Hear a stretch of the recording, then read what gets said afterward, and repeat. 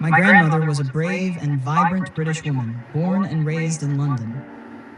During the war, she didn't hesitate to take on work typically reserved for men. She was a mechanic, tasked with disassembling German aircraft. Thinking about her as a mechanic still amazes me and fills me with pride. The love story between my grandparents began at a dance. My grandfather, a Canadian soldier on leave, happened to be there that night. It was my grandmother who boldly asked him to dance, a rare gesture for women at the time. But since he wasn't much of a dancer, he offered to walk her home instead. They chatted happily on the way back. When they arrived, he leaned in to give her a farewell hug, but she quickly turned and vanished up the stairs. He thought that was the end of it. But 2 weeks later, back on base, he found a small piece of paper in his coat pocket. It was her address, which she had secretly slipped in. And from there, their heartfelt letter exchange began. Their story had a simple beginning, yet it was deeply special, a small moment that sparked a lifelong love. Through those first letters, their love grew stronger despite the physical distance and the struggles of wartime. In her letters, my grandmother would often describe everyday things, like listening to my grandfather's favorite orchestra, Guy Lombardo and his Royal Canadians, just to feel closer to him. She longed for his replies, waiting day after day with deep yearning and hope. After months of exchanging letters, my grandfather was granted another leave and got to see her again in England. During those short 3 days, they shared what felt like an extended date. And by the end, he proposed. In October 1945, they were officially married, marking a new chapter in their love story. However, shortly after the wedding, my grandfather had to return to Canada with the rest of the troops. My grandmother, like about 40,000 other women known as war brides, stayed behind in England, waiting to reunite with her husband in a faraway country.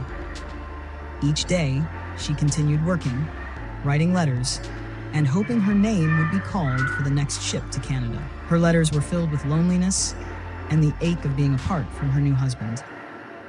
In them, she wrote that she would go to the ends of the earth just to be with him. Some nights she couldn't sleep because she missed him so much, but the hope of a happy future kept her going. Their love, forged through distance and hardship, stood as a testament to resilience and loyalty. Those letters weren't just a record of emotion. They were the only bridge keeping them close during a chaotic time. While waiting to join him in Canada, my grandmother lived through days full of uncertainty and longing. Every passing day, she went to work, mailed her letters, and held tightly to the hope that her name would appear on the next ship's passenger list. Though newspapers reported that a large wave of Canadian war brides would soon be transported, the weight still burned in her heart. In one letter, she wrote she had never felt more envious of anyone, those already reunited with their husbands. Her words were simple, yet heavy with emotion and longing.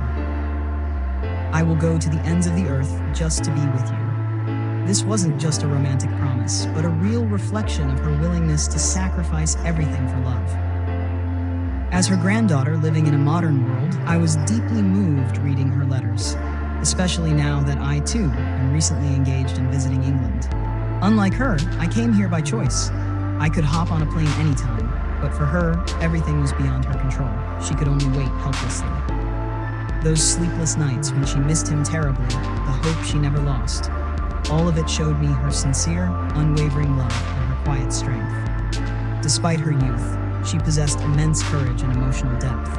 Through these letters, I felt like I met a different version of my grandmother, not just the familiar elderly woman I knew, but a passionate young woman in love, determined and full of spirit. My grandparents were an extraordinary couple. Even though the war once tore them apart, they never lost their optimism or joy. They loved traveling, found happiness in the smallest things, and always walked side by side through every chapter of life. Their love didn't end with the letters. It lived on vividly in the way they built their life together after the war. When they were finally reunited in Canada, they created a full and joyful life. One filled with laughter, adventures, and a bond that only deepened over time. They were always such a fun-loving couple. They enjoyed exploring new places, and they made the most of every moment. Though they came from opposite sides of the world, they found perfect harmony in each other. Their love wasn't loud or showy, but it was steady, inspiring, and rooted in genuine connection. At the end of each letter, my grandmother would always write, "All my love, forever your loving wife, Rai." Such simple words, but they carried a universe of emotion. Their story reminds me that sometimes the grandest love begins with the smallest of gestures, and that when you truly love someone, life itself becomes a gentle, enduring dance together. Every time I fold up one of those old letters, I'm overwhelmed with emotion, thinking about the love my grandparents built and protected over a lifetime. They weren't just characters in a wartime romance. They became symbols of perseverance, loyalty, and an unshakable belief in happiness. After years of separation, hardship, and waiting, they were finally able to be together again. Life wasn't always easy for them, but they always chose to face it hand in hand. Whether it was moving homes, going on long trips, or simply enjoying quiet evenings over tea, their love was constant, simple, deep, and warm. Grandma always ended her letters with the line, "Forever yours, your loving wife, Rai." It was a soft but weighty promise. Those words weren't fleeting sentiments, but a lasting affirmation of a lifelong love.